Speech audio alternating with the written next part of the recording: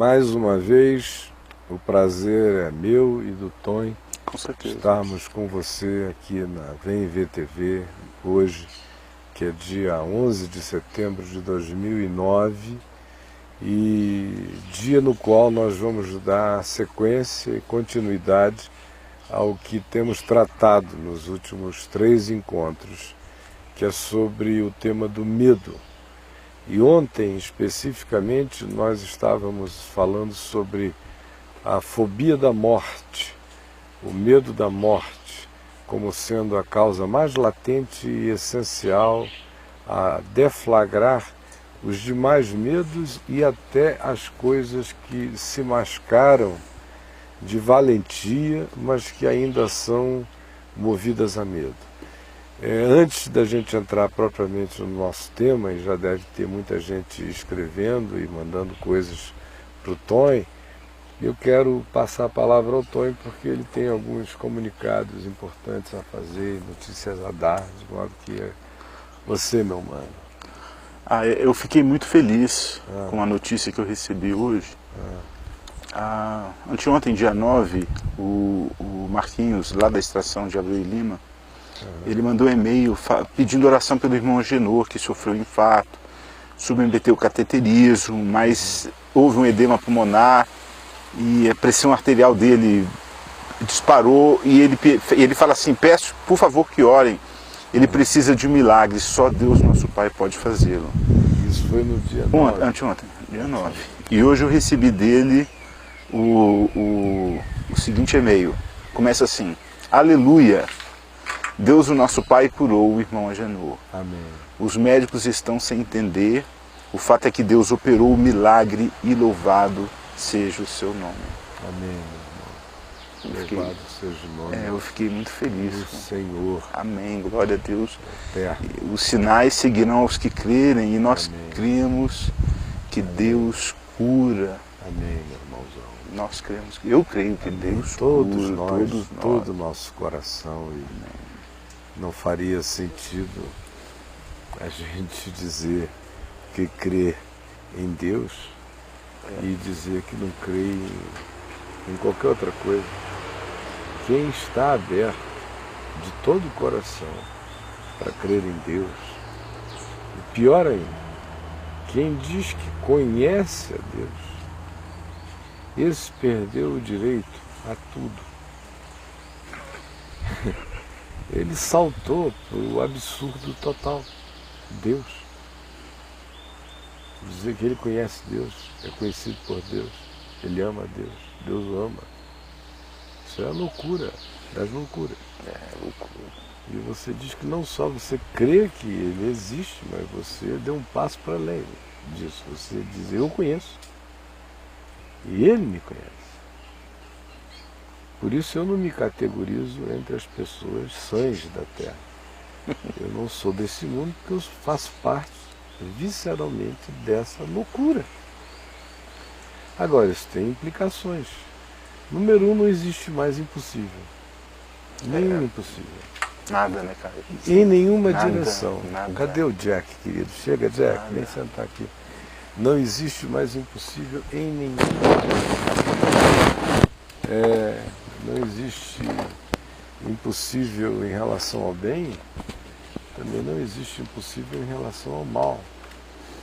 Não por causa de Deus, mas por causa da natureza das coisas que ele próprio criou e do modo como criou.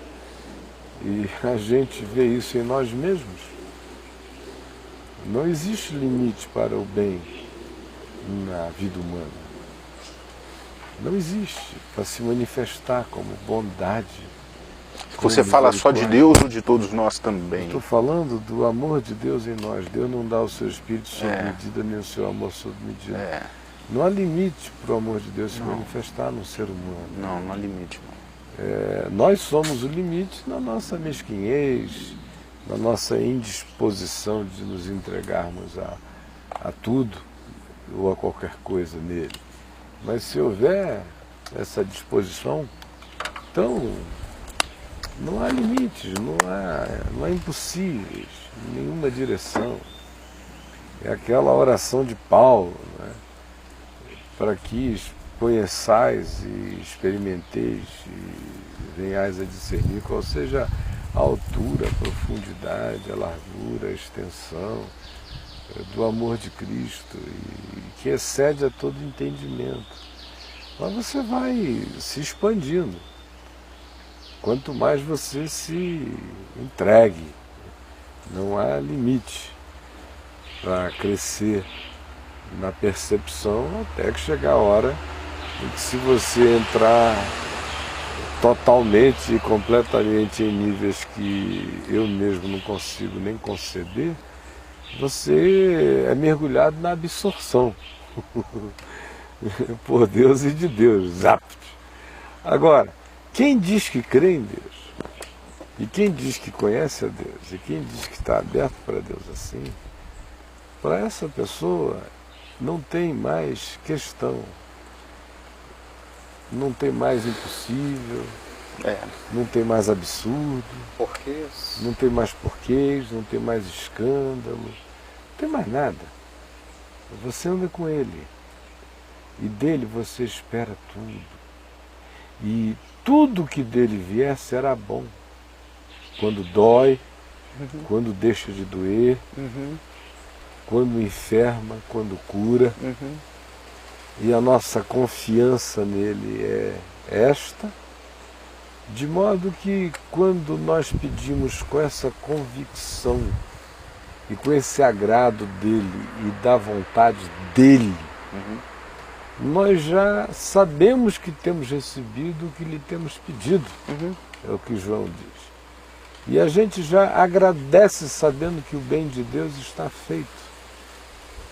Ou seja, a cura acontece mesmo quando não há cura. Desde que o coração diga amém à vontade de Deus. Qualquer coração que diga amém à vontade de Deus, esse coração foi curado. É o em tudo dai graças. Esse foi curado, ainda que vá morrendo bem morridamente, até o fim, mas morre bem curado. Porque quando o coração tem essa atitude sempre, ele não estará doente nunca. Agora, se o coração não tiver essa atitude sempre, ele estará doente sempre, mesmo que não se queixe de nenhuma enfermidade. É mesmo, né? É, meu irmão, porque a grande enfermidade é essa cegueira, uma vez que você diga que Deus é Deus. Se você diz que Deus é Deus, você tem que viver com as consequências. Deixa eu te perguntar. Posso? Tudo. Você fala como alguém vivido isso. Viveu aqui a cabeça agora. Uma dúvidazinha.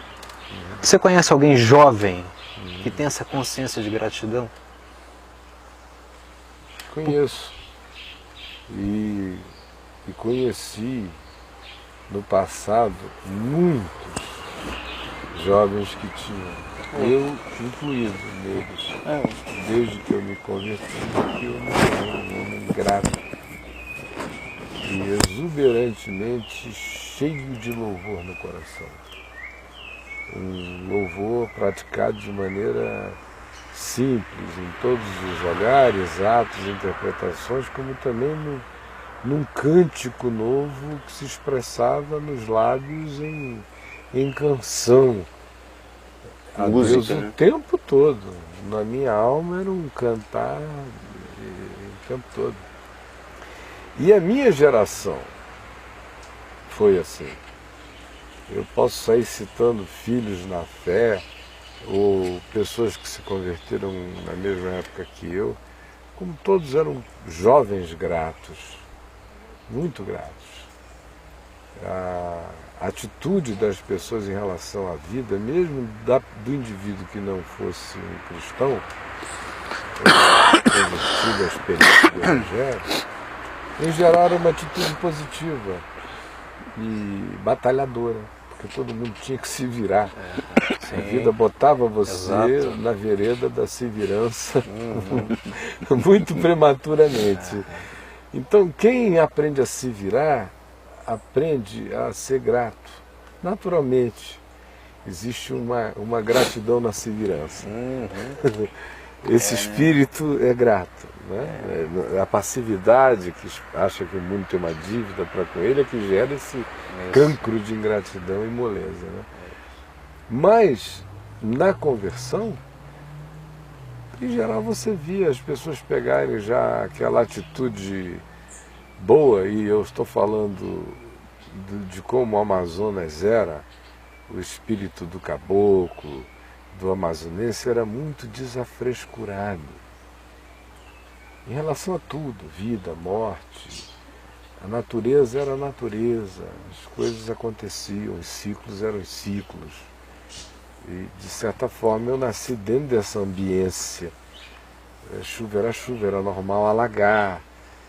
No Rio é que eu fui ficando... Ficar molhado por causa da chuva não tinha problema demais. O povo ficava chocado, ficava molhado, porque alagava, porque não sei o quê, e tudo. Eu fui vendo uma vida mais distante das visceralidades da existência no Rio. Quando eu cheguei, fui vendo já a frescura do sudeste do Brasil, europeizado e intelectualizado, se manifestando já. Ai, meu Deus, é o sapo. No Amazonas é um sapinho, não sei o que, ou então nem nada, o sapo faz parte. Não tem essa história. É como se fosse um besorrinho. Não tem, Mas, quando eu me converti, quando eu tinha uma legião de pessoas, para te dizer, são pessoas jovens e gratas, e com essa consciência de terem lambido a Deus para sempre. Hoje, o que eu noto é o seguinte: o indivíduo está aí ou não está. Ele é de intermitências.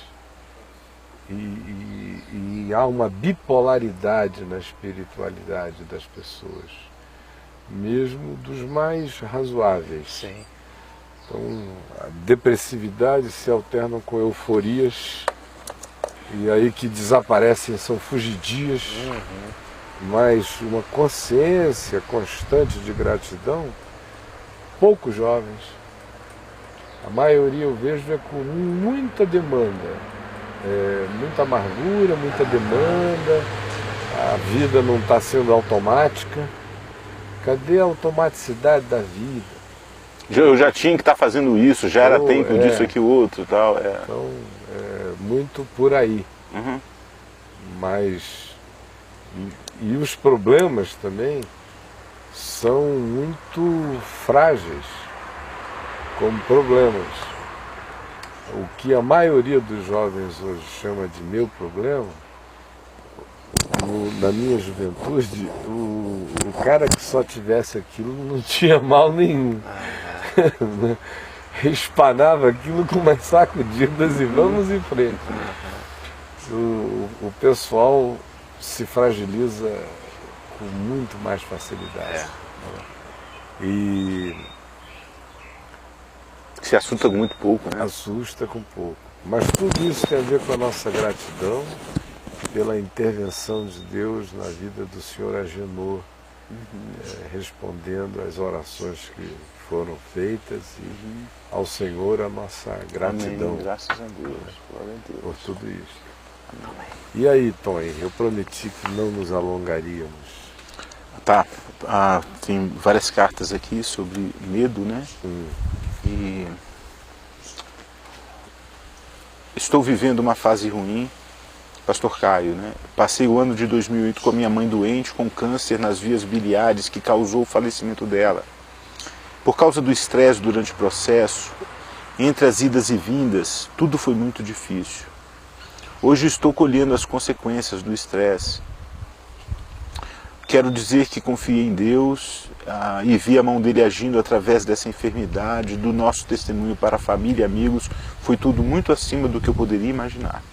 Minha mãe era uma mulher de fé e quando esteve lúcida falou do amor de Deus a enfermeiras, médicos e amigos e foi assim até o fim. A questão toda é que, acrescentando a tudo isto, meu filho de 20 anos que gosta de beber e não se interessa pela palavra de Deus e vivo num casamento de 25 anos com muitos problemas, comecei a adoecer emocionalmente, tenho pressão alta, a dermatite no couro cabeludo, estou estressada, meu medo é de não conseguir me recuperar de tudo isto e mergulhar mais fundo ainda nos problemas emocionais. Tenho certeza que Deus irá me dar paz e confio na sua fidelidade, mas ainda tenho medo da fraqueza emocional em que me encontro. Se você puder me responder, ficarei muito grata, porque não tenho como pedir ajuda a outra pessoa. Olha só, minha querida amiga e irmã, o seu maior problema é o medo, não são as coisas que lhe aconteceram. Até mesmo as coisas que lhe aconteceram estão ficando agravadas por causa do seu medo. É medo, medo do medo, medo do medo do medo. É uma sequência, você entrou naquela cadeia de ficar temendo o que teme. E quanto mais você teme o que teme, mais aparecem e aumentam em volume as coisas a serem temidas e mais se as teme com um volume maior de temor. Isso gera uma cadeia totalmente impossível de ser controlada. É igual paixão, que é o amor pelo amor. É por isso que ontem até a gente falou aqui, quando a paixão carnal como um encantamento, um autoembevecimento, existe uma mistura entre os elementos que dentro da gente são os do nosso apetite e desejo de consumo relacional, e a gente desenvolve, projeta aquilo para um outro e vai apaixonado por nós mesmos no outro, aí essa coisa ganha um poder alucinante. É a mesma coisa com o medo do medo e pelo medo. Isso vai gerando um volume que qualquer coisa que ganhe essa característica dessa autoalimentação se torna incontrolável. E aí no seu caso, você tem um histórico que com naturalidade explicam várias coisas que você está experimentando. Por exemplo, o estresse do acompanhamento da morte da mãe, não foi? Foi. Durante algum tempo. Isso é consumidor. E eu acompanhei o meu pai na UTI morrendo há 2 anos atrás, apenas por 40 dias, 36, 37 dias intensíssimos, de manhã, de tarde, de noite, com um volume de idas e vindas e curas e milagres e mortes e ressurreições e uma intensidade dramática. Eu terminei aquilo tudo com dermatite, com as mãos espocadas, estouradas, parecia que psoríase tinha se manifestado, uma ardência enorme nas mãos, a pele queimando, porque era um estado de vigilância permanente, constante. Eu já contei aqui que naquele período chamado dossiê Caimã, a pressão foi tão grande que do dia para a noite eu amanheci com os dentes todos frouxos, querendo cair. Eu tive que correr para o dentista, cheguei lá e ele disse que eu estava com uma coisa raríssima, que é a chamada GAM, a doença da fronteira, da guerra, né, da trincheira. Trincheira. O cara fica ali na trincheira, A gengiva, mastigando, né, como fazendo do dente um chiclete, né, GAM. Do estresse, afrouxa, cai tudo. Então, o estresse tem um poder extraordinário, ele vira qualquer coisa, câncer, qualquer coisa. Então, ela tem um histórico que explica o que ela está sentindo, ou seja, ela racionalmente podia fazer a leitura que eu fiz. Dizer, não, eu estou assim por causa disso, tem causa e efeito. E é bom quando as coisas têm causa e efeito, é bom para a nossa lógica humana, é bom para a nossa orientação. Então tem uma causa. Estresse excessivo gerou isso aqui. Então, amém, graças a Deus eu já sei qual foi o caminho que percorreu. Vamos diminuir o estresse, vamos trabalhar e não vamos ficar desesperados com o efeito Porque a gente reconhece a causa, a gente sabendo qual foi a causa, discerne o efeito e aí se desapavora em relação ao mistério do que aconteceu com a gente. É verdade sempre liberta. Sim. A segunda coisa que ela tem que ver é que ela não só está estressada e está com medo das consequências do estresse, experimentando consequências do estresse, e a experimenta de modo amedrontado e apavorado, o que aumenta ainda muito mais o ciclo, mas ela descreveu aí uma dinâmica familiar toda de desagregamento do ponto de vista dela. Porque tem filhos com problemas, não é? São 3 filhos. São 3 filhos. Tem que E um começar a beber. que está com problema, e começou tem a um que beber. se separou, o outro, enfim. Sim. Veja aí quais são as preocupações nesse... Tem o marido com problema.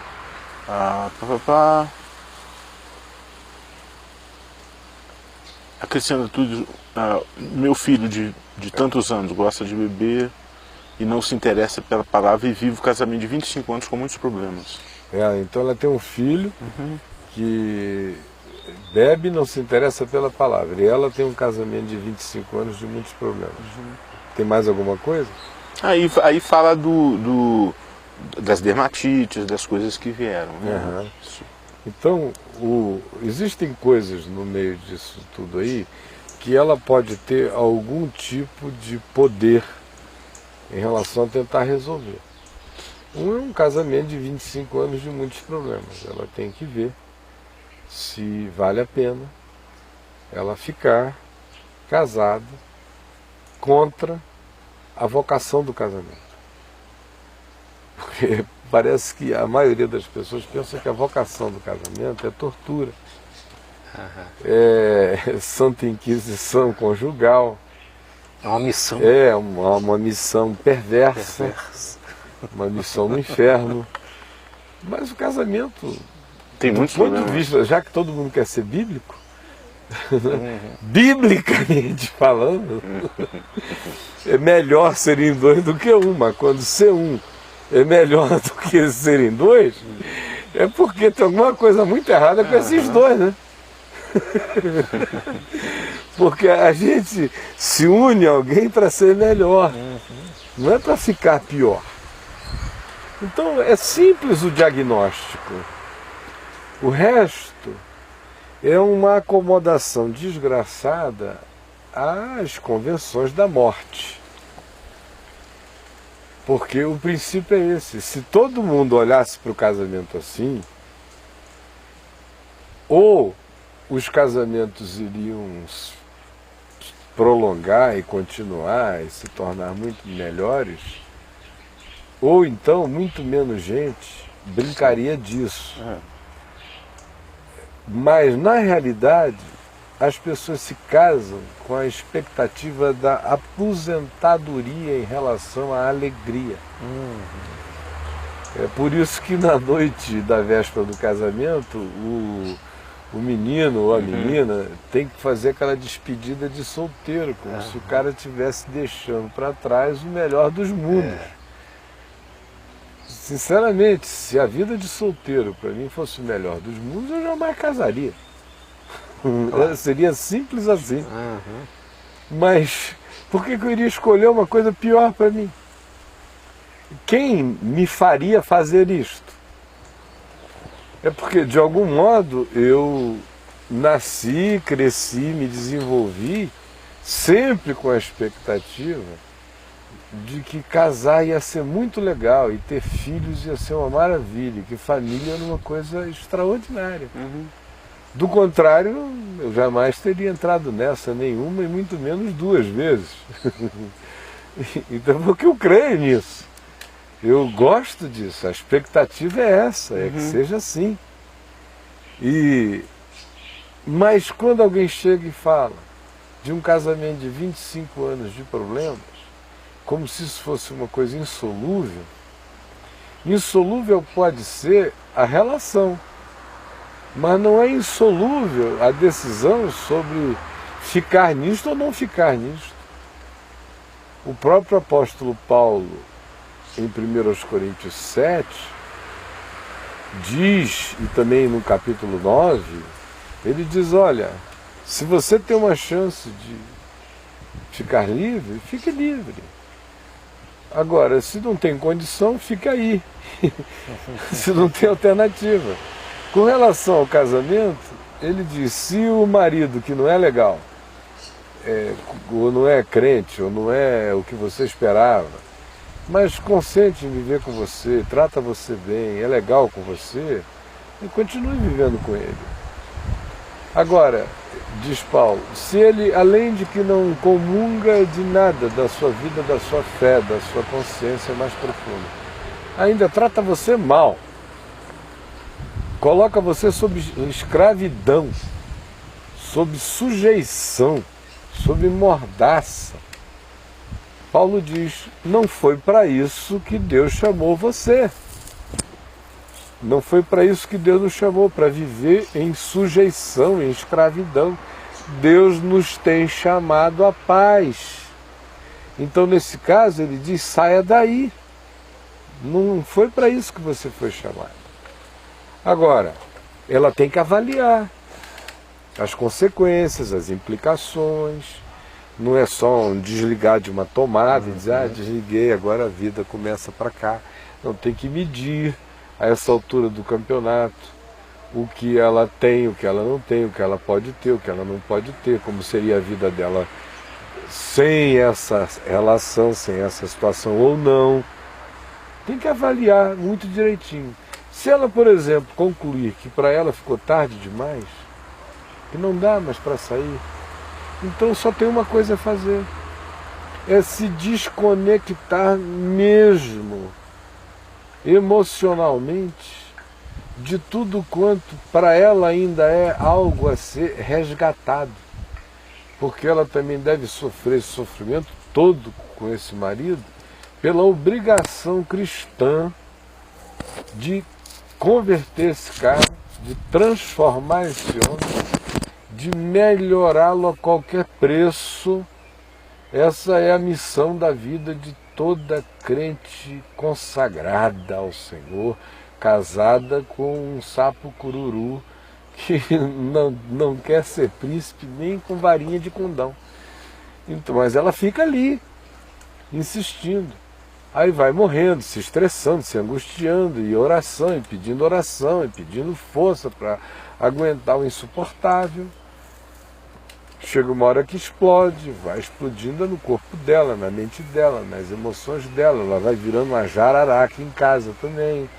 Aí esse filho começa a assistir essa desgraça, essa mãe infeliz, totalmente infeliz, horrorosamente infeliz, esse marido e pai abusivo, inafetivo, gelado, grosseiro. Não tem como o cenário ser diferente? Aí o garoto diz, quer saber, eu vou tomar um porre, eu vou encher a cara, eu vou me anestesiar, eu vou não ver isso, já que eu não posso me bancar, não estou com gás para me bancar, não estou afim de me bancar, parece que não faz nem sentido me bancar para quê? Para ser herdeiro dessa bosta de vida? Não é dessa graça de vida, conforme Pedro diz, nesse caso é dessa bosta de vida, Deus me livre. Então deixa eu beber enquanto eles tiverem aposentadoria para me sustentar, deixa eu beber, comer, sair, transar, voltar, aprontar, ir levando e empurrando com a barriga, e eu sei lá, bebendo desse jeito, se eu chegar aos 40, eu não sei se eu chego. Até lá pode ser que eles ainda estejam vivos, porque eu bebo tudo que eles não bebem, então eles devem ir aos 90. Eu só sei que eu vou ficar de carrapato aqui mesmo. Claro que o cara não senta na cama e não escreve isso no diário dele. Mas esse é um processo inconsciente, sutil, que vai se cristalizando ali dentro dele, ele vai ficando. Aí ela chega e olha e diz, é culpa minha. Esse filho que não dá certo, que bebe, que não se agrada das coisas do Senhor, esse garoto vai querer saber das coisas do Senhor Quando? Coisa do Senhor para quê? Para fazê-lo também ficar refém de algum maluco, assim como a mãe é refém do pai? Para ele foram as coisas do Senhor que fizeram tudo isso acontecer e que mantém tudo isso acontecendo. Então, o que ela tem que fazer agora é desistir de ser Deus de si mesmo. É desistir das coisas do Senhor, é cuidar dela, é saber que o Senhor a ama, ela não tem que ser faxineira da casa de Deus, dos negócios de Deus, ela não tem que ser escrava do fetiche de nenhum marido em nome de Deus, ela não tem nada disso, ela tem que ver o que é vida e o que não é vida, o que é melhor para ela e o que não é. Porque se ela tiver a coragem de tomar uma decisão pela vida, possivelmente ela até salva esse filho. Possivelmente ele até diga, poxa, a mamãe teve coragem de fazer alguma coisa por ela. Mamãe ama a vida. Agora, que filho amará a vida vendo pais que não amam a vida? Não amam a vida, ela não ama a vida, ela não se tem amado. Ele não ama a vida, não se tem amado, não a ama. O garoto não se ama também, se anestesia. É tudo lógico num processo desse. Então, quem pode ajudar quem aí é quem escreveu. Quem tem a aflição, quem tem a luz, a lucidez, pelo menos.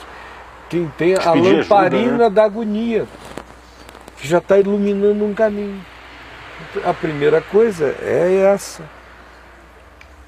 É avaliar se ela é alguém que foi chamada para viver essa escravidão. E se ela tem alternativa para fora disso. Se ela não tem, então ela tem que aprender a viver dentro dessa escravidão sem queixa. Ela tem que voltar a se cuidar, a se amar. Ela tem que fazer esse filho ver que ela tem prazer na vida, que ir lá na casa do Senhor para ela não é um dever, ela não está indo lá como uma carola, pedir misericórdia a Deus para essa família desgraçada, essa coisa. Qual é o garoto que vai querer se envolver com essa miséria, meu Deus? Ele tem que ver ela feliz, apesar desse pai, desse marido, se a decisão dela for ficar aí dentro.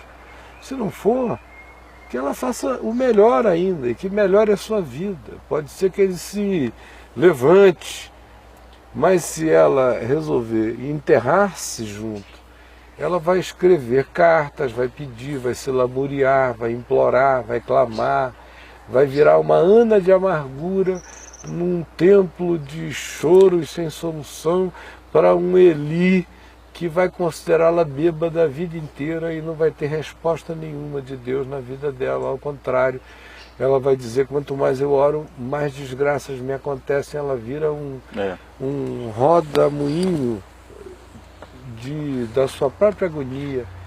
Então ela precisa estancar esse fluxo, ela existe. Tem que olhar para ela. Ela é a luz, é o farol. Se ela não iluminar esse caminho com amor, com alegria, pelo menos para o filho perceber isso nela, que ânimo ele terá?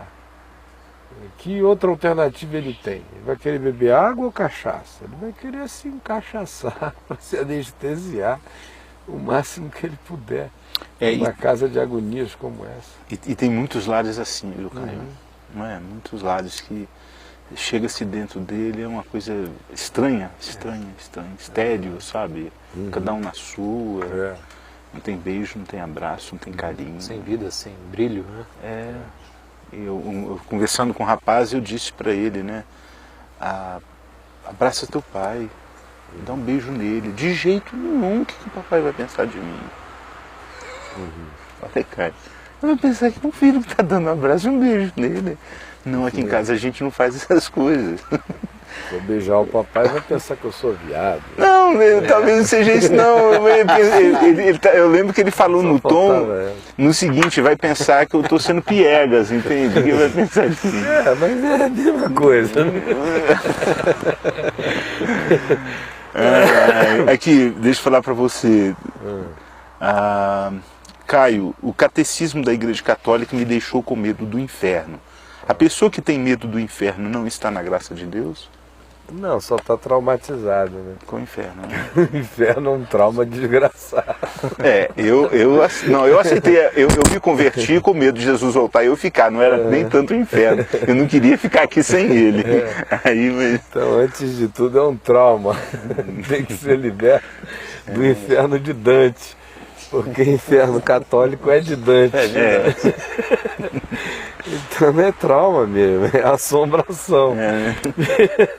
Ficou chocado. Que bom pensar do inferno assim, né? É assombração. Eu estou na luz, né? Ficou só com esse choquezinho. Mas à medida em que for confiando no amor de Deus, sabendo que ela não tem no inferno uma alternativa para ela de jeito nenhum. Entendo. Ela está condenada ao amor e à graça de Deus eternamente, aleluia. Amém, glória a Deus. Então, aí o inferno de Dante vai desaparecendo, o católico e o protestante. O protestante já começa aqui na terra, né? Que é pior ainda. Vamos lá. Esse aqui é de um pastor da igreja Maranata. Um grande abraço, pastor Caio. Obrigado. Eu tenho medo, muito medo. Medo dos meus inimigos ou do meu inimigo, do que ele possa fazer contra mim e contra a minha família. Claro que eu acredito que Deus cuida de mim, mas sinceramente, às vezes duvido que ele vá manter quem me quer mal longe de mim e de quem eu amo. Tenho medo da vingança de quem me detesta, principalmente dos que não gostam de mim por causa de minha fé em Jesus Cristo. Aí, meu querido amigo, meu irmão amado, se você não converter a sua mente agora, a sua atitude agora, você está fazendo a confissão, e não é uma coisa mágica, é real, é espiritual, ela opera em todos os níveis essa confissão. Em primeiro lugar, onde ela opera é dentro de você, ela convence você disso. O medo é uma profissão de fé contra si mesmo.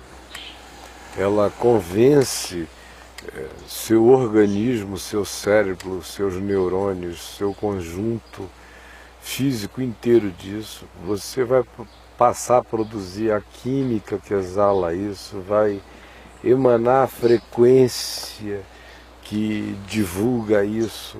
Você vai olhar com o brilho que conta essa história.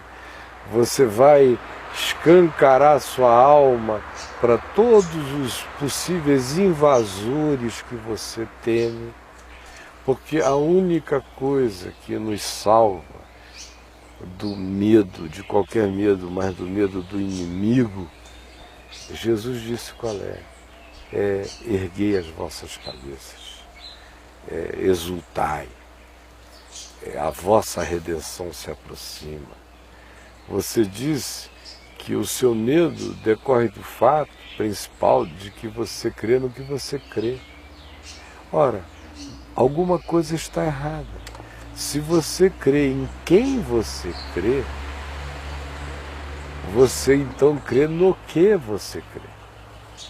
Eu só creio no que eu creio porque eu creio em quem eu creio. Ora, eu creio em Jesus. Jesus que ressuscitou dos mortos. Jesus que disse, vocês pensam que se eu quisesse eu não poderia pedir 12 legiões de anjos a meu Pai e acabar essa palhaçada toda desse circo aqui? É o mesmo em quem tudo subsiste, é o Senhor de todas as coisas, que diz todo poder, sob toda instância me foi dado no céu e na terra. Eu creio nele. E porque eu creio nele, eu creio nas coisas que ele ensina, em todas elas. E porque eu creio nele, em todas as coisas que ele ensina, eu sei que ele me guarda, eu sei que nenhum fio de cabelo da minha cabeça vai cair sem o consentimento dele. Eu sei que nenhum inimigo tem poder sobre mim. Eu sei que ainda que o exército se acampe contra mim, não se atemorizará o meu coração se eu creio nele. Porque eu digo, tu estás comigo, a tua vara e o teu cajado me consolam. Preparas-me uma mesa perante mim na presença dos meus adversários. E a vida continua, por isso unge minha cabeça com óleo, meu cálice transborda. E a minha convicção é que, apesar dos inimigos e do vale da sombra da morte, bondade e misericórdia me seguirão todos os dias da minha vida, e que eu habitarei na casa do Senhor para todo o sempre. Por quê? Porque o Senhor é o meu pastor, porque eu confio nele.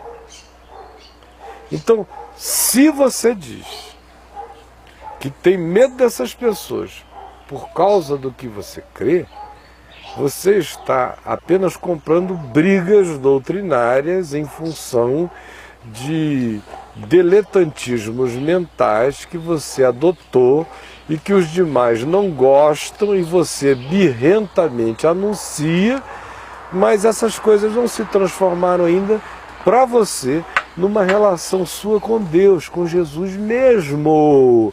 Porque se a sua relação é com Jesus mesmo, e Jesus é quem você diz que Ele é, se é que você está dizendo isso, então a implicação é não temer. É não temer homem nenhum.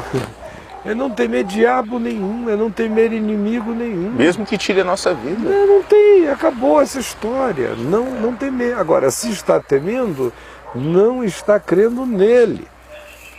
Se não está crendo nele, eu sugiro a você que baixe o facho. Não fique anunciando coisas sobre Deus acerca das quais você não creia. Nas quais você não creia. Eu vejo muita gente admirando, muita gente por aí, tem gente até que me escreve dizendo, eu quero ser como você. Aí o cara começa aí a dizer coisas, aí leva os primeiros cacetes, me escreve apavorado, meu Deus, eu digo, pelo amor de Deus, sossega o facho. Eu não estou aqui querendo ser ninguém. As coisas que eu digo porque eu creio por isso que eu falei, e vivo com as implicações dela. Cada um veja a medida da proporção da fé que Deus lhe concedeu, e ande conforme a fé que tem. Não adianta querer se estereotipar em nenhuma coisa que não tenha correspondência interior, que tenha significado para você. Porque se tem significado para você, então não tem medo. Se tem medo, é porque você está só segurando uma bandeira de uma coisa que com a cabeça você já disse que é verdade, deve ser mesmo. Eu vou segurar essa bandeira aqui, eu vou dizer que é, mas isso não se transformou em vida e paz para você. Então larga a bandeira, se esse é o caso. Sossegue o facho, se acalme. Enquanto isso não se transformar em tutano na sua alma, em sopa do amor de Deus aqui dentro de você, em tutu a mineira da Nova Jerusalém aqui no seu coração, lá, sustância da sua alma, não fique fazendo propaganda só porque você acha bonito. Agora, se você de fato crê, então não tem medo. Se a perseguição é pelo que você crê, meu Deus, eu, por tudo quanto creio, não sinto nenhum medo de ser perseguido. Se eu tiver que ter medo de alguma coisa, é de ser perseguido pelo que eu não creio.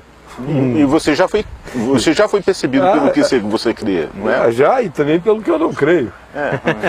Pelo que eu não creio. Tem um Caio por aí que eu não reconheço, não sei qual é, não existe. Eu não creio em nada do que dizem que ele crê. Em coisa nenhuma. Mas esse bicho aí é danoso, mas nem esse me tira o sono. Não é? Importa esse com quem eu vivo, esse que eu sei que é de Deus, esse que vai ser coroado em glória, esse que já não será julgado em Cristo, esse que já está justificado, esse que não tem mais contra ele nenhuma condenação, esse que chama a Deus de Abba, Pai, não porque aprendeu lendo em Romanos, mas porque aprendeu porque Deus é Abba e Pai, e eu sei que é, e é assim que ele se mostra todo dia. Então, esse aqui é o que me interessa. Eu estou lembrando aqui dos primeiros meses que você estava aqui em Brasília, dentre mil coisas que falavam do Caio, uma das coisas que falava o seguinte: Jack, me contaram que o Caio foi encontrado bêbado, caído nas ruas de Brasília. Lá metia o pau. É uma das perseguições das suas famas. Eu lembro uma vez que você pregou assim, isso as pessoas devem ficar loucas, porque como é que ataca uma pessoa que próprio se desconstrói, né? O meu nome carrega em mim a minha estigma. Presente do indicativo, eu, Caio. Filho de Caio. Eu quase morri de rir. Não deixa eu fazer, você lembra disso? Meu nome não diz Cairá, Cairia, Cairei. O meu chega dizendo Caio. Filho de Caio. É uma confissão, então, pra que surpresa? Eu devia estar muito cabeludo e barbado, com cara de mendigo, então Brasília está cheia de Caio. Embaixo das pontes, no Conic. Gozada que foram esses, nas esquinas e debaixo da ponte, que Jesus falou, olha, é esses que eu quero para minha festa, porque os bons não quiseram. Se eu sair ali de uma reunião do caminho e tirar a camisa no domingo à noite, as pessoas jogar embaixo de uma ponte, eles te dão um puxar o cabelo assim pra cá, pronto, meu irmão, eu tô bêbado ali, né? Eles jogam uma moedinha pra você. As pessoas, eles criam muitos estereótipos na cabeça do que... Eu lá tô aí pra qualquer coisa dessa. Vamos em frente. Vamos lá. Então, respondendo só ao nosso amigo, irmão pastor, alguma coisa está errada. Porque se ele crê, esse medo não está aí, não estaria. Então, se o medo está, é porque ele provavelmente esteja levantando mais uma bandeira do que descansando mesmo no amor de Deus. Às vezes a gente fica com aqueles compromissos finais de defender crenças e doutrinas corretas, aí o cara diz, eu sei que estou certo, eu não vou abrir mão, aí ele começa a brigar por aquilo. Só que aquilo é só uma doutrina correta, ele está correto. Do ponto de vista do que ele teria a dizer, do que se teria a dizer sobre o que ele diga, se diria, ele está correto no que ele defende. Só que ele é só um defensor de uma correção. Ele não teve a experiência de Deus, aquilo não é vida nele, não é verdade nele. Às vezes nem assunto que ele deveria estar tratando depois de mulher. É só um assentimento intelectual. É uma questão religiosa ainda. É uma questão de princípios e valores. O reino de Deus não são princípios e valores, é algo muito anterior a isso. É um beijo na boca eterno, que não desgruda nunca mais. É um coito sem fim. Acabou. Acoplou e já era. É nesse estado que você está. Então, meu irmão, isso não é uma doutrina. Isso é loucura. Isso é loucura. Isso é fusão. Aqui. É uma manifestação mais do que chifópoga. É uma fusão. Eu neles e tu em mim, eles em nós. Isso foi o que Jesus disse que seria, que deveria ser.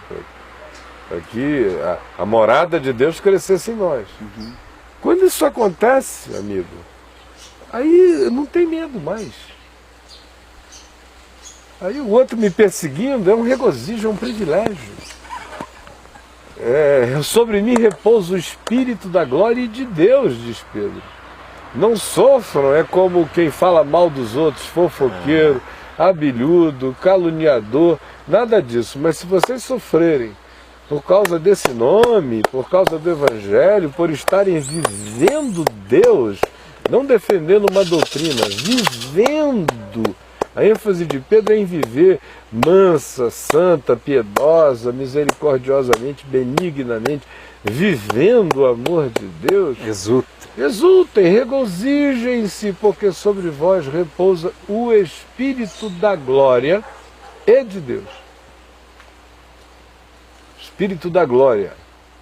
É a única vez no Novo Testamento que tem assim uma alusão quase judaica ao Espírito da Shekinah, ao Espírito da glória e de Deus. O que ele está dizendo é você vira uma glória viva, repousa sobre você a beleza de Deus. É o que explica aquelas pessoas indo para as fogueiras, cantando, né, Caio? Indo para as cruzes. E explica aquelas que acordam às 3 horas da manhã para pegar um trem, irem trabalhar para chegar no emprego 5 horas depois, ralar o dia inteiro, voltar para casa, fazer sopa, dar para os filhinhos num barraco e dormir cantando e abençoando todo mundo. E com o coração feliz. Grato. Grato, né? Porque a gente ir para uma fogueira cantando uma vez na vida e outra na morte, É uma tudo coisa. bem, agora viver nessa fogueira cantando todo dia. Imagina os anjos o que veem. Quem são os Bill Gates da Terra? Do ponto de vista dos anjos de Deus. É mesmo, tá aí. Onde estão construídos os Taj Mahais? Do ponto de vista dos olhares celestiais. Quem são os meninos Jesuses? Do ponto de vista do olhar de Jesus na Terra hoje. Quando vê essas fogueiras. Quem são os santos de Deus?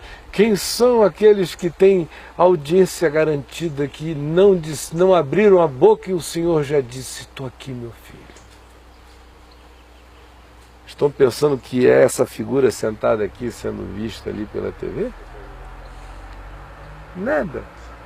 O preço que eu estou pagando aqui de estar sendo visto pelos homens, interpretado negativamente pelos homens, é glória para mim. Mas hiperinterpretado positivamente pelos homens que ficam me aplaudindo de longe, se eu aceitar esses aplausos, eu viro fariseu e eu perco o que é meu diante de Deus. Então, em momento algum, eu confundo as coisas aqui. Se eu confundir, fica pior para mim. A minha salvação é saber que eu estou só exercendo o dom do privilégio que Ele me deu e que o fato de que isso seja mais visível não traz nada diante de Deus para mim. Nada. Nada, nada, nada, nada, nada. Porque a grandeza e a glória de Deus na terra, muito provavelmente entre os homens, nenhum cristão viu até hoje. Ou se viu, passou batido como um sacerdote ou um levita. Provavelmente, as joias mais grandiosas do amor de Deus manifestas entre os homens neste momento só estejam sendo salvas por samaritanos. E a gente não está passando batido. Então, quando a pessoa ganha esse olhar de que ela é vista, ela existe, ela é para Deus, e ela é cheia desse amor, os medos vão desaparecendo, ela sabe que ela está coberta pela glória de Deus. Perseguição é privilégio. Ser maltratado é oportunidade, é exercício. Eu me lembro do tempo em que está voltando a minha vida de pouco tempo para cá. Eu fiquei uns 15 anos mais ou menos esquecido de como era bom ser como eu já fui em relação a algumas coisas, sinceramente, o tempo em que era bom. Depois eu fui ficando assim muito cheio de importâncias idiotadas e que a mim me emprestaram. Algumas eu rejeitei, mas outras assim, inconscientemente e assim, muito bobamente eu fui acolhendo, aí vão idiotando você também. Mas eu me lembro daquele tempo em que eu era maltratado em Manaus, por gente que não gostava de mim, por causa de coisas passadas que eu tinha feito, mas sobretudo porque eu me converti. E aí eu ganhei outro tipo de inimigos. Era aquele pessoal que dizia, safado, pegou todo mundo, comeu, fez tudo o que quis, não sei o que, agora está aí dando uma de santo e menos de um ano depois está na televisão pregando. Aí já você ganha outro tipo de inimigo. Nesse caso, crentes, né? Não, eu ganhei inimigo macumbeiro, católico, crente, de todo tipo. E alguns caras, rapaz, podendo quebrar homem com uma facilidade danada, eu estava uma máquina de triturar gente. Aí me converto e levei cascudo na cabeça, levei todo tipo de coisa e aguentei a onda. E aí eu chegava em casa quase chorando e dizia, papai, Se você ficar por dentro, eu estou cai. consumido de vontade de voltar e quebrar aqueles caras todos. E o papai dizia, não, meu filho, é um privilégio. É um privilégio ter essa segurança animal, de homem, de saber que você é um ser que não é um frágil, indefeso. Ao contrário. Ter esse poder e escolher não usá-lo É um privilégio. é um privilégio.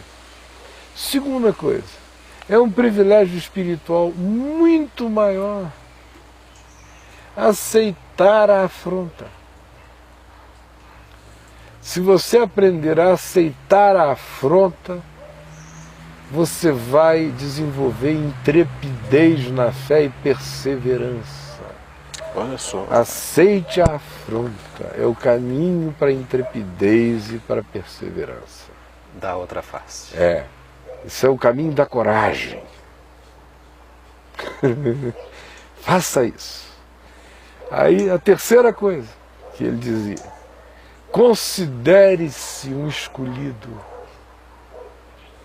por estar sofrendo por esse nome. Isso é coroa de glória, é diadema de graça sobre a sua cabeça. Bem-aventurado seja você. Então, toda vez que acontecer, ore com gratidão. Exerça o privilégio de carregar esse nome.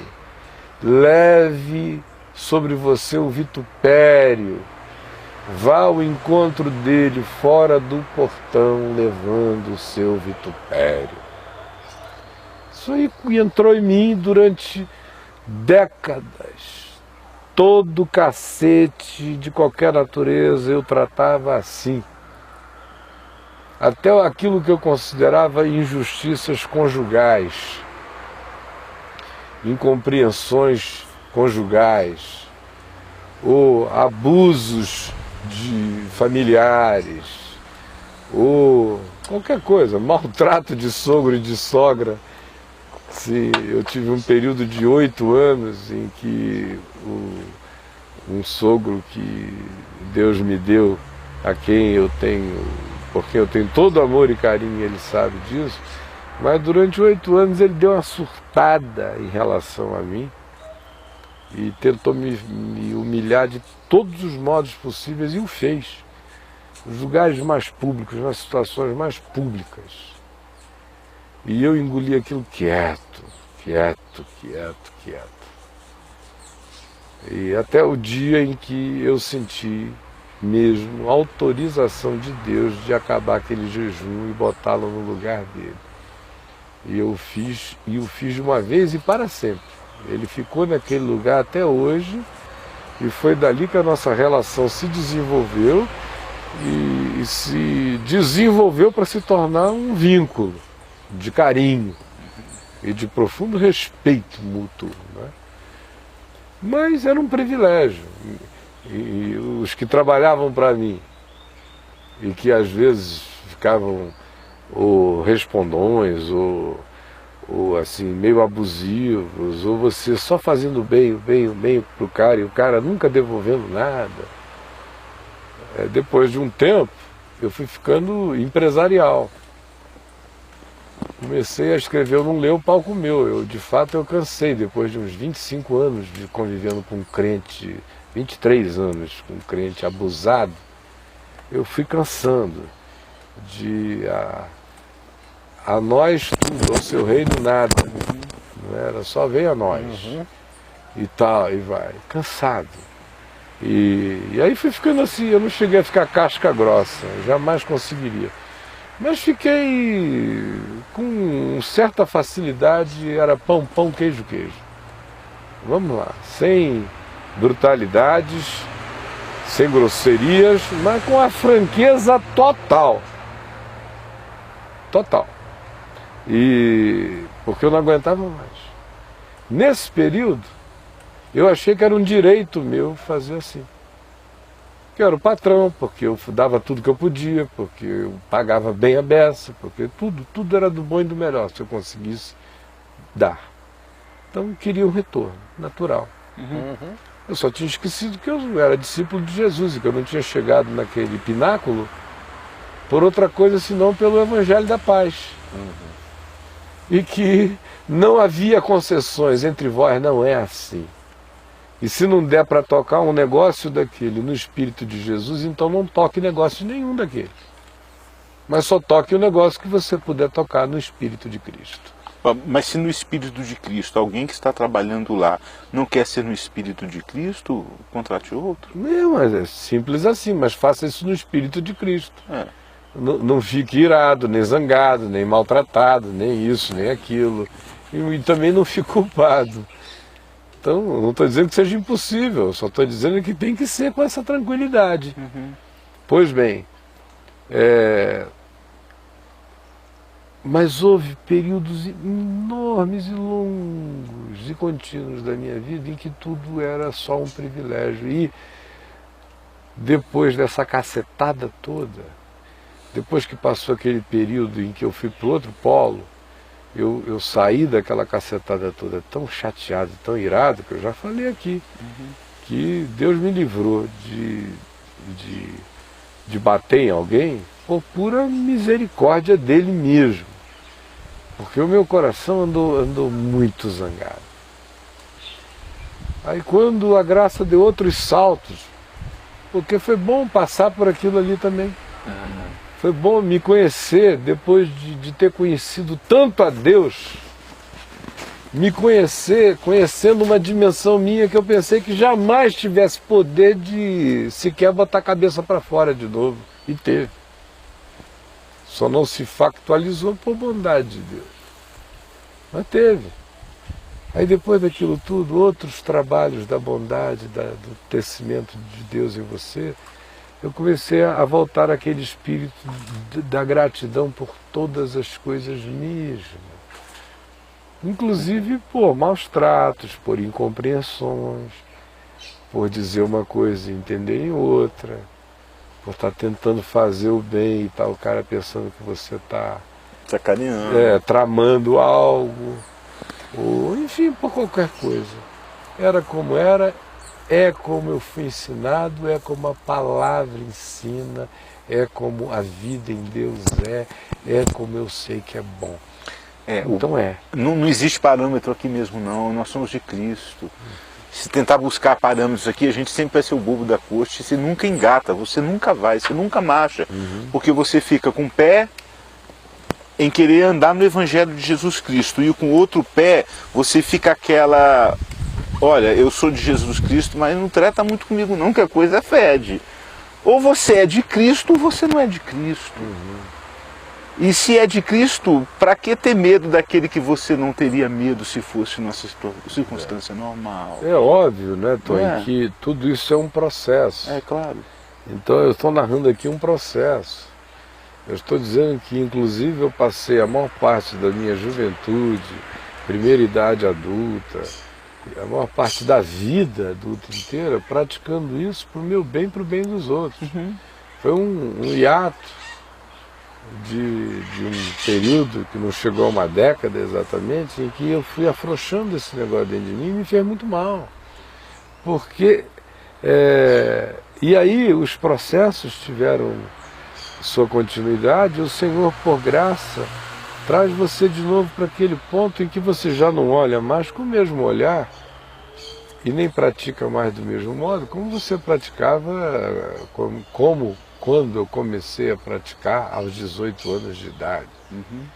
Eu agora pratico isso como um homem de 55 anos e com a cabeça e com as emoções que nesses 55 anos foram compressas dentro de mim por meios e modos mais diversos. Então é um outro olhar. Não é mais aquela coisa tão... visceral. Não, polianesca. Porque na juventude você também faz isso de uma maneira muito poliana moça, né? Quando resolve fazer. Hoje não. Hoje você sabe que cretinice é cretinice, inveja é inveja, tudo tem seu nome, mas e daí?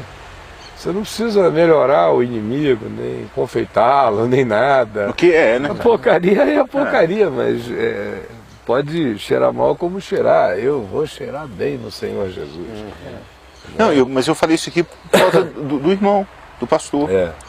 Perfeito? Isso mesmo. Não há necessidade de ter medo. Claro. Não precisa ter medo.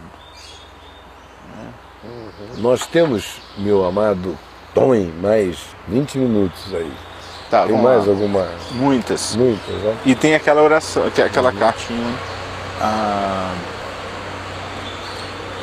Reverendo Caio, sou líder de um grupo de jovens e às vezes tenho medo de ser mais enérgico e acabar fazendo eles se desanimarem.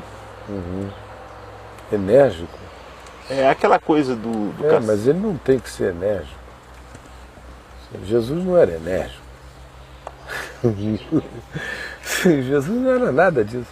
Ué, não, pelo não Espírito, era enérgico, pelo... não era frouxo, não era conservador, não era liberal. Ele era. próprio. Bom senso, sabedoria, tem a hora do choro, tem a hora da alegria, tem a hora de receber os publicanos e os pecadores e comer com eles, sem perguntar nada, sem ensinar nada. Você veja que Jesus estava comendo com os pecadores e publicanos lá em Lucas 15, e se os fariseus não tivessem chegado e enchido o saco, graças a Deus eles chegaram e encheram o saco, a gente ficou sabendo da parábola da ovelha perdida, da dracma perdida, do filho pródigo, do filho mais velho perdido, do administrador infiel. Foi tudo uma cacetada só nos fariseus. E que foi bom para todos nós. Para mim, por exemplo, é essencial que eu tenha aquela consciência que vem dali. Mas antes dos fariseus chegarem, só se diz que Jesus recebia, comia e bebia com publicanos e pecadores. Então estava ali relaxado e tranquilamente. Quero marcar um encontro com uma hora com o mestre. Tá na casa aqui publicano lá. Vai na casa aqui do pecador. Chega lá, ele está ouvindo uma história, está rindo, ele está um outro contando alguma coisa. E o evangelho em Jesus ia acontecendo como parábola. O que as pessoas precisam saber é que tudo era evangelho em Jesus e Jesus é o evangelho. Não é um conjunto de ensinos que procediam dele de vez em quando. Chegou a hora do evangelho, agora é a hora da pregação. Não. Era o tempo todo. E não era nunca e era o tempo todo. Porque para ser o tempo todo, não pode preciso que não seja nunca. Senão fica um janotazinho se mostrando. De modo que ele vai entrando, ele vai se embrenhando. É como um fermento que vai entrando na massa. Caio, o que pega é o seguinte, eu sei, eu trabalhei com... Você é melhor que eu para falar do que isso. O problema é, por exemplo, marca um ensaio para a turma cantar e faltam uns 2, falta 3. Não, essa coisa de ensaio é coisa de cacete. Pois é, mas eu acho que é isso que ele está querendo. Eu não estou falando de nada, de marcar hora. Isso aí tem que chegar na hora e pronto. Se não chegar, roda. Acabou, hora é hora. Sem ser assim enérgico, a vida funciona. Não tem nada a ver com energia, organização mental básica, né? Então, não tem nada. Eu estou pensando que ele estava falando em descer o cacete na moçada. Eu acho que sim, os meninos estão se pegando demais. Pô, não sei, é pode disso ser. que ele está falando. Pode falar ser de também. santidade, de ficar ali pregando juízes para o pessoal. Não. Aí o que não se entende nunca é de que a única mensagem que eu tenho sou eu. Não adianta ele ser enérgico com ninguém. Ele tem que ser genuíno nele mesmo. Se houver genuinidade, verdade, sinceridade para com o Evangelho, leveza, alegria, sobriedade, gravidade, todas essas coisas nas horas próprias e com saúde na vida dele, ele é a mensagem para essa moçada, não é o discurso dele. E a outra coisa é que a única coisa que ele tem que pregar é o Evangelho. Ele não tem que inventar uma moral cristã para pregar para esses meninos. O grande problema do cristianismo e da igreja é que o evangelho foi trocado pela moral cristã. Quando se fala em energia, se está falando é da moral cristã, ser enérgico. É o que pode, é o que não pode, é a acusação das safadezas, essa coisa toda. É disso que ele está falando. Agora, se ele quiser ser enérgico pregando sobre a cruz de Cristo, que ele seja. Eu não consigo ser enérgico pregando sobre a cruz. Nunca consegui. Eu vou desfalecendo todo, eu vou me amanteigando todo, eu vou me derretendo todo, a eu vou cruz me de Cristo arrebentando é todo, coisa... eu vou me chorando todo. Então, principalmente quando você sabe que foi por você. Eu consigo ser enérgico pregando sobre a crucificação. É só prego, pau, lenha. Cacete. Aí cacete, até o Mel Gibson consegue. Agora, quando eu prego sobre a cruz, eu tô me pregando, meu irmão. Então, quanto mais enérgico eu for, mais eu me suicido. Por isso, eu vou ficando grato. A profundidade da minha perdição vai me elevando ao céu dos céus, de tanta alegria e gratidão nele. Então, não precisa de energia, ele só tem que pregar o Evangelho e viver o Evangelho. O que passar disso vem do maligno. Talvez a interpretação dele seja para uma performance para fora. E não é, muito menos ainda, tem que ser performático. Tudo tem que ser próprio. Vamos lá. A pessoa foi extremamente sucinta. É uma mulher. Restauração de um casamento. Depois de uma separação por adultério, gera um medo. Como agir? Bom, número 1 é que ninguém é obrigado a ficar casado com ninguém que traiu a outra pessoa. Ninguém. Então, a primeira coisa é decidir se quer. Se quer, deve ser por uma boa razão. Eu suponho. Para mim, pelo menos, seria. Por exemplo, se eu estivesse numa situação em que a minha companheira me traísse e eu ficasse sabendo e ela viesse a mim e me dissesse que me havia traído e que estava profunda e horrivelmente arrependida e pedia que nós não nos separássemos, porque ela gostaria que continuássemos juntos. O que eu iria fazer? Dificilmente de cara eu me vejo com capacidade de responder a uma questão dessa na hora. Jamais. Eu falando de mim, jamais conseguiria. Eu iria precisar de tempo. E nesse tempo, eu iria avaliar 2 ou 3 coisas. Número 1, eu iria avaliar sincero e honestamente se com os 10 mil homens que me sobraram, eu teria condição de enfrentar esses 20 mil que me aguardam nesse futuro de restauração conjugal.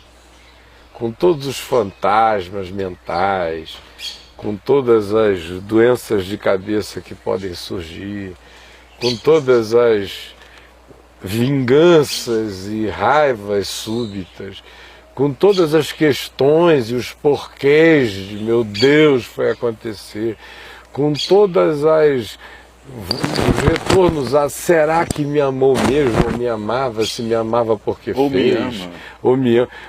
Enfim, eu ia me perguntar se eu iria dar conta de ficar nessa câmara durante o tempo que se fica, porque por mais que o indivíduo perdoe, mas existe um tempo mínimo no qual qualquer mente humana normal fica dentro dessa bolha. O outro pode estar perdoado, ele vai defender o outro até a morte, mas isso não tem nada a ver com ele, com o que aconteceu com ele, com as machucaduras dele, com o que gerou nele. Então a primeira pergunta que eu faria era essa: eu dou conta disso? Porque se eu achar que eu não possa dar conta disso, isso não tem nada a ver com perdão. Claro que não. Nada a ver com perdão. Claro que não. Você pode perdoar totalmente outra pessoa. Isso já tem a ver com seu limite. Isso. Se eu achar que eu não dou conta disso, eu vou perdoar a minha companheira, abençoá-la, ajudá-la em tudo que ela precisar de mim, mas eu não ficarei com ela para não matá-la e não me matar. Porque eu vejo pessoas às vezes decidindo ficarem nessas relações sem avaliarem esse primeiro aspecto, tornam a vida do outro um inferno, às vezes 10, 15 anos, 20 anos, o resto da vida. Não se separam nunca mais, mas não se juntam nunca mais. E jogam isso na cara direta do outro. Horrorosas, se envenenam para sempre. Adoecem os filhos, destrói as referências afetivas na família. É um caos. Primeira pergunta que eu me faria era essa. Segunda que eu me faria, uma vez que eu me respondesse positivamente, senão eu acho que eu dou conta, eu passo por cima.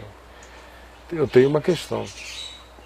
A questão é, essa mulher vale de fato esse investimento da minha vida? Porque eu não tenho essas questões religiosas na minha cabeça, nenhuma. Claro. Na hora de avaliar uma coisa dessa, sou eu e a mulher. Eu não pergunto por Deus, se Deus, o que é que Deus vai sentir? Deus não vai Deus sentir acha? nada, Deus me casar, Deus não me casar. Deus não é carne, né? Deus não fica mais quente se eu estou dormindo agarrado, Deus não fica com frio. Deus ama minha mulher, Deus me ama. Deus ama indivíduos, Deus não ama entidades conjugais. Eu não sei o que eu faço sem o Caio e a Adriana. Deus não tem essa crise. Deus quer o Caio, Deus quer a Adriana. Deus quer. Se o Caio e a Adriana se quiserem, que se queiram bem, que se amem, que se tratem bem. Do contrário, Melhor o interesse de Deus não é que Caio e nenhuma Adriana fiquem juntos se fazendo mal. Isso que você tá falando, não é? Então, é simples assim. Então eu teria que chegar e dizer, esta mulher, de fato, é a mulher que eu amo. E por que eu tenho esse compromisso de restaurar isso? É um sentimento messiânico da minha parte? Porque às vezes eu estou fazendo isso por mim, por pura vaidade espiritual, moral, ética, social, familiar e um monte de coisa. Pura vaidade. Então a primeira, qual é a minha motivação para isso? Eu amo mesmo? Ou é só porque na minha família não existem tais casos? Eu vou restaurar. Ou é só porque eu vou sair dessa como o grande homem de Deus. Eu sou anti-chauvinista. É a espiritualidade do politicamente correto. Eu sou tão politicamente correto em Cristo que eu passo por cima disso como nenhum outro homem passa. Mas ele está babando de orgulho, está ejaculando a sua vaidade. É o corno conformado. Ele faz isso por causa de Deus na casa dele. Esse é o corno conformado. Acho mesmo. Você já está botando etiqueta nos caras. Não, é sério. Por causa disso, por causa de outras coisas, não. Mas por causa disso, fala sério. Aí olha só. Aí, as vai dando você vai falando, minha mão vai suando aqui, né? cara. As motivações, eu ia perguntar pelas minhas motivações. Se eu estou fazendo isso por causa dos meus filhos, porque eu não quero dar um mau exemplo para os meus filhos, eu não quero que uma filha minha aprenda com a mãe esse mau exemplo de ter se separado porque traiu o marido, por isso eu vou ficar com a mãe dela, ou com a mãe delas, ou deles. Se essa for a motivação, está tudo errado. Porque não vai adiantar nada. Vocês podem ficar juntos, mas se não for, não será. E se for, será. E o filho percebe. E tudo. Ninguém esconde nada de ninguém nesse nível. Coisa nenhuma. E a pior educação pode ser a da mentira. Sempre será a da mentira. É a do que não é e fica tentando parecer ser. De modo que não faça isso também, por isso eu jamais faria isso por esta razão. E iria ficar consultando as motivações e olhando para a pessoa. Porque se não for amor por quem a pessoa seja, sinceramente, uma segunda vez na vida, decidir ficar com a mesma mulher e depois de ser traído, sendo só porque o cara diga, meu Deus, não tem pepeca mais fofa, não tem bumbum mais macio, não tem coxa mais gostosa, não tem peito mais comestível, não tem lábio mais doce, não tem cheiro mais maluco, não tem sexo mais exuberante. Se for só por isso, então, meu irmão, sinceramente, você é um doido e um maluco. Se for só por pepeca. Eu vejo nessas horas muita gente ficando num casamento, ou por causa dos filhos, e por causa desse peso moral da recuperação da família, por causa dos filhos, sobretudo. Principalmente da parte da mulher, né, cara? O tempo em que a família pesava muito já passou. Hoje você ainda tem a consideração dos filhos e, no caso dos crentes, da igreja. Mas se essas forem as motivações, ou a segunda razão que eu vejo, também no caso pessoal, é o sexo, por incrível que pareça.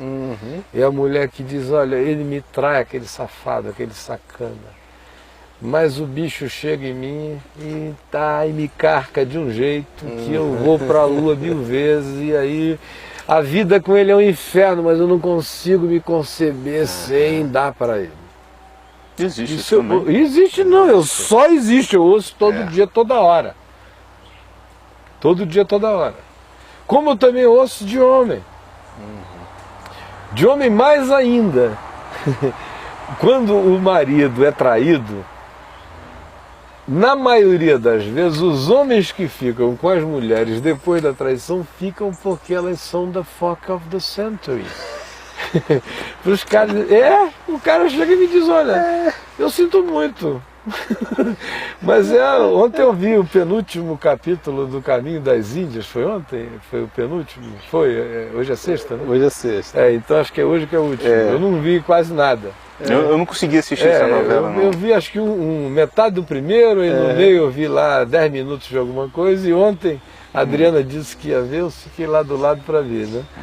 E aí tinha uma figurinha lá, o que eu ia falar mesmo? Era eu esqueci. Você está falando sobre relacionamento aí, você viu? Mas era alguma coisa do Caminho das Índias que me lembrou esse negócio de ficar por causa da foca do century, né? E do homem que fica por causa disso, que não desiste da mulher. Tem uma figura, um policial, né? Que tem uma esposa que já transou com a comunidade toda lá. Já rodou lá. É a Maria Batalhão. Coitadinho que você é um policial. Não, mas né? o cara volta para toda, porque ela é o ó do Borogodó. Então ele prefere aquilo que um conhecido meu das antigas, que já nem mais vive, que casou com uma menina muito mais nova, costumava dizer assim, naquela roda de amigos que nós éramos dele, e ele assim, de maneira cínica, fazia essa confissão de modo tão deslavado que ninguém tinha nem coragem de continuar o assunto, né? Ele dizia, vocês pensam que eu não sei que a fulana roda uns pratos por aí? Não adianta nem os amigos virem contar nada pra ele, né? No entanto, a minha teoria é a seguinte, eu estou preferindo comer um pedacinho de Romeu e Julieta no canto do Pires do que ficar com um prato de feijoada vazio. Mas ele era assumido nessa história dele, né? Cômico, inclusive. Então, tem uns que fogem assim, né? É verdade. Foge assim, já que eu não consigo segurar essa mulher e não consigo ficar sem esse borogodó dela, então deixa eu fazer de conta que ela não existe no todo da vida, ela só existe nisso aqui, e no mais é uma generosidade minha com a categoria, compartilhá-la com os companheiros, é melhor nem fazer pergunta. Jesus, não dá pra mim não, cara, eu não consigo, nem consigo, assim, eu fico vermelho, só de nervoso, só de pensar, sua palma da mão, coitado do pessoal. Então, voltando à questão, dá medo? Dá. Agora, Depende. Porque dá muito medo se a pessoa achar que ser traído é o grande problema. Mas quando a pessoa aprende que ser traído não é o problema, por exemplo, de tudo que eu falei aqui, em nenhum momento eu mencionei ser traído de novo ou não. Eu não mencionei isso. O problema são aquelas São máscaras, essas outras coisas, se eu dou conta quem ela é, essa coisa toda, o que vale, o que não vale, o que existe entre nós, quais são as motivações, o que é verdadeiro para a gente mesmo, se o que sobrou de verdadeiro vale a pena. Principalmente se a pessoa somar e saber até quando ela é responsável por aquela Todos crise esses também, elementos. né? Agora, quem acha que ser traído é que é o problema, esse vai ter um medo mortal. Mas de qualquer mulher. Mas de qualquer um. É. Ele só não tem que ter medo de Nosso Senhor Jesus Cristo. Porque até anjo trai, meu irmão. Então, pelo amor de Deus, ter medo de ser traído é assinar um decreto de morte. Eu não posso ter medo de ser traído. Se eu tiver que ter algum temor, e eu não quero ter nem esse dentro de mim, é o de trair alguém. Eu quero ter a certeza de não pensar em trair jamais ninguém, nem me dispor a isso. Agora, que o outro me traia, não tem que ser um medo meu. Não é um problema meu. Será uma pena. Uma grande pena. Mas não é um problema meu, eu não perdi nada, não me diminuiu em nada. Quem perdeu foi a pessoa, quem se fez mal foi a pessoa. Foi um suicídio. A mim, o que foi que me tiraram porque alguém me traiu? Coisa nenhuma. Eu continuo andando na minha dignidade, na minha consciência, sabendo quem eu sou.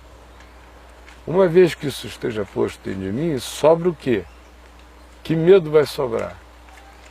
É a minha pergunta. Porque ela, com certeza, deve estar com medo de ser traída outra vez.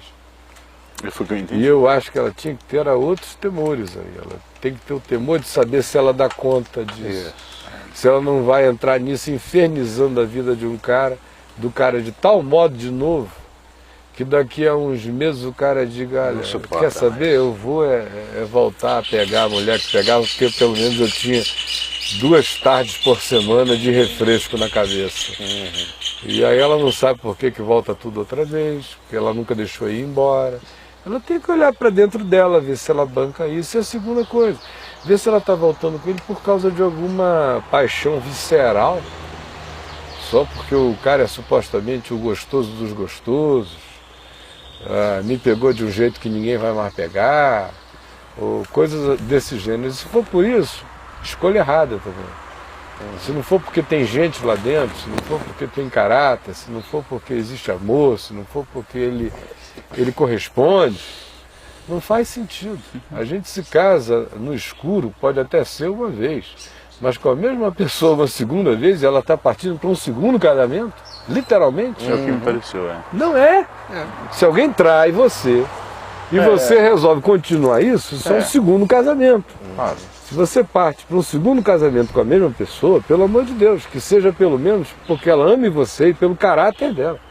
Mas não seja só porque ela tem um borogodó especial e dá umas mexidas que ninguém dá em cima de você. Porque senão, meu mano, você é um otário.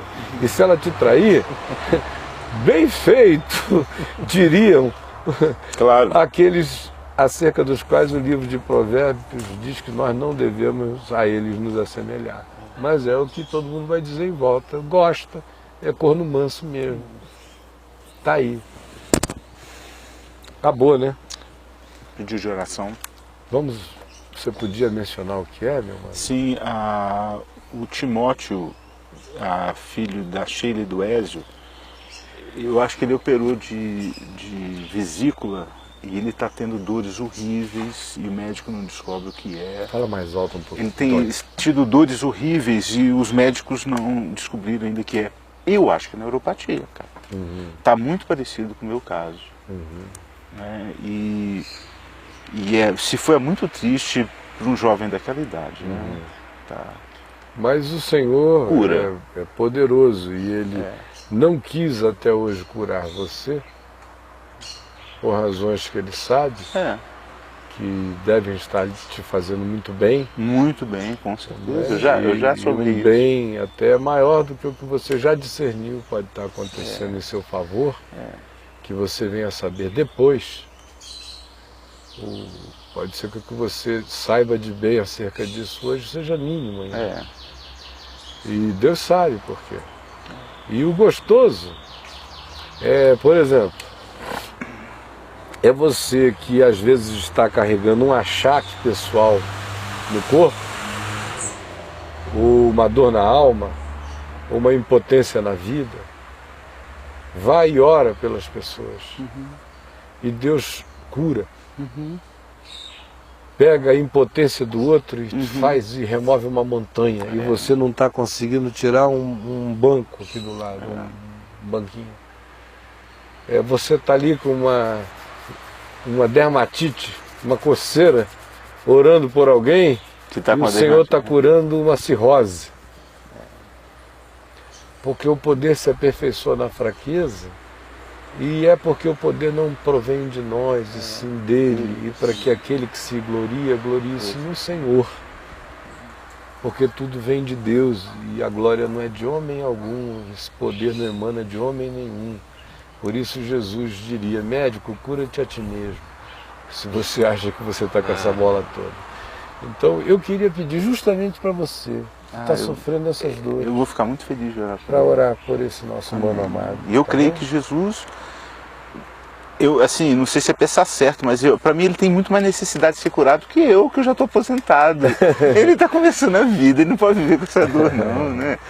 E também, ele pede também pela irmã da Sheila, de 53 anos, que está com câncer. Vamos orar. Vamos orar, mano amado. Senhor Deus, meu Senhor amado, quando eu tinha 18 anos eu não tinha dor nenhuma, Senhor. Nada. Na minha frente só havia um mundo maravilhoso a ser conquistado. A andar, a correr.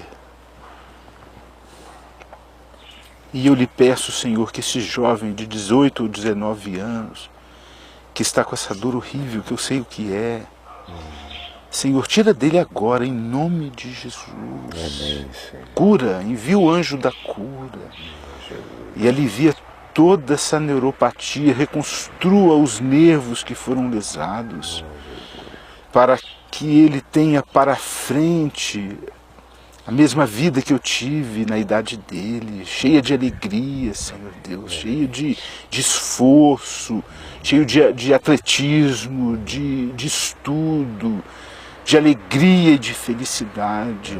Tira isso dele, tira essa dor dele agora, em nome de Jesus. Nesse instante, Senhor, que amanhã já não haja mais, que não seja mais nem lembrança na vida dele, porque o Senhor tira de nós as nossas dores, porque o Senhor carregou as nossas dores sobre ti. E eu lhe peço, como eu estivesse pedindo pelo meu filho, Senhor Davi, em nome de Jesus. Eu lhe peço também por essa nossa irmã que está com câncer.